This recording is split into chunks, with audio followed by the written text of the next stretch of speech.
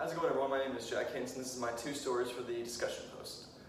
So for my first story, it's a story that me and my family or friends seem to never be done with. We always seem to bring up is last year, my freshman year in college, I moved into Rollins, and I moved in with this guy. He seemed really cool at first, but then after about 2 or 3 weeks, it became really apparent that he didn't have any understanding of the concept of deodorant or shampoo or showering or doing laundry or taking his trash out. And so the room smelled so bad that literally people had to come to the room and make sure there wasn't a dead animal in it at one point. It was that bad. It was the worst thing I've ever had to deal with in my entire life. And we still talk about it.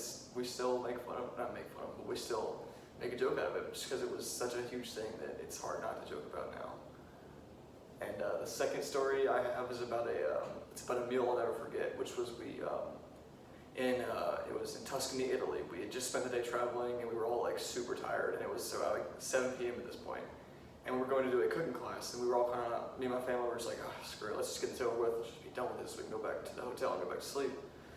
And so we get to this this cooking class, and it's just some old lady's house, some older lady's house, and she invites us in, and she gives us a glass of wine, and she says, okay, here's what we're gonna do.